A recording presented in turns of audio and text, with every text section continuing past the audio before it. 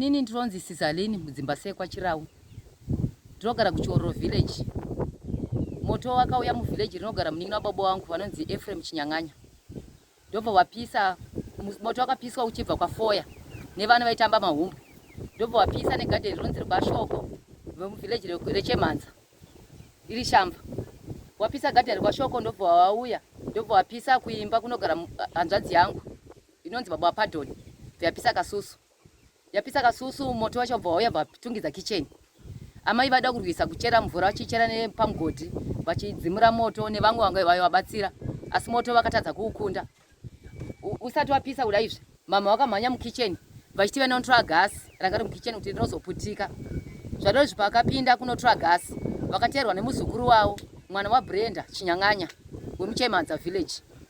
Mwana uya wateerwa nemuzukuru wavo vabuda panze vakabvunzwa kunzi ko mwana ari kupi. Zvikanzi mwana hasi kuziva zvimwe kuda anditeera kuchema kamwe chete bedzi. Amai pavakazoti vapinda vatsvaga kuti mwana achemera papi. Mwana yanga anyarara kuchema. Kicheni yese yange yazara nehutsi. Washiya kuti mwana uyo omubatsira sei. Mumba imomo makatsvira chibage chesadza chinokwana chakawanda chinogona kukwana kumatani. Mukatsvira zvidrowa zvino maplates. Mukatsvira zvematable. Mukatsvira masofa. Mwana paakatsva uyu akatsvira ari kumaseri kumasofa achida kuhwanda moto. Ndopa akatsvira ipapo. Atsva zvakadaro mwana wachoni anonzi Junior. Saune tikangoigamuchira kuti vana vadiki vaibika mahumbwe uye zvemoto havana kupisa nekuda kwavo asi vaingoti tikutamba chibika mahumbwe vachigarira garden. Tikangoti edu zvinowanika mukugarisana nekuti tsauna yaitwa nevana tikangozvigamuchira. Chero munina wangu wachoni Brenda Chinyang'anya wachoni akangozvigamuchirawo. Ane vana vaviri nokutenda naiye Junior uyu ane 2 years 8 months. Kuma 11 ndo pakatsa moto. Kusvika moto vanhu vakada kudzima moto kuti vanhu vakakurirwa. Ikoko kwakazeta vanhu vashoma. Moto ndokuti wazobatira. Uya vakangogona kutora gasi kuda naro panze. Havana kuziva kuti mwana apinda mumba. Kusvikira mwana vanhu vakutotaura kuti mwana uripi. Vachichocheuka kuti vatarise mwana ona hapana. Vakuda kupinda mumba mbuya ndobva warohwa nemoto. Asi vakateta kutosandudzirwa so vaida kupinda. Vawasaidzirwa nevamwe vatete vavo vanogara pamusoro.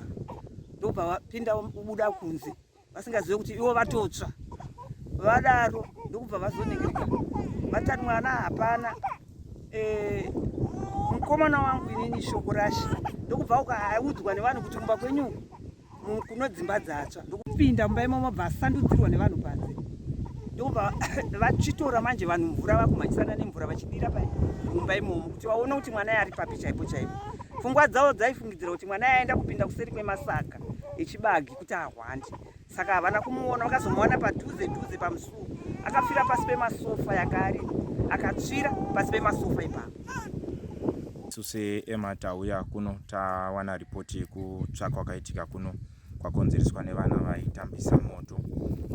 Chinova dambudziko ratibata chaizvo nekuzoshayika kwakaita mwana pamusha uno.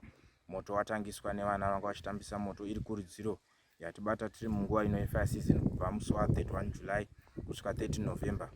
Tiri kutaura kuti hapadi moto unenge uchitambiswa panze pemusha.